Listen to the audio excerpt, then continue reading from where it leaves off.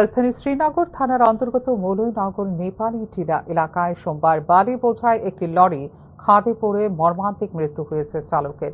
আহত হয়েছেন দুজন শ্রমিক। বালি বোঝাই লরিটি আনন্দনগর থেকে মৌলভীনগর নেপালি টিলা এলাকায় যাওয়ার পথে নিয়ন্ত্রণ হারিয়ে রাস্তার পাশে খাদে পড়ে গেলে ঘটনাস্থলে লরির চালক রাকেশ দেবনাথের মৃত্যু হয় এবং গাড়িতে থাকা দুজন শ্রমিক আহত হয়েছেন বলে জানিয়েছেন প্রত্যক্ষদর্শীরা। লরি দুর্ঘটনার খবর পেয়ে ঘটনাস্থলে পৌঁছে অগ্নি নির্বাপক দপ্তরের কর্মীরা কয়েক ঘণ্টা প্রচেষ্টার পর গাড়ির চালক রাকেশ দেবনাথের মৃতদেহ উদ্ধার করতে সক্ষম হন বলে জানিয়েছে পুলিশ। মৃত রাকেশ দেবনাথের একজন নিকট আত্মীয় দুর্ঘটনার বিষয়ে বিস্তারিত সংবাদ মাধ্যমকে জানিয়েছেন।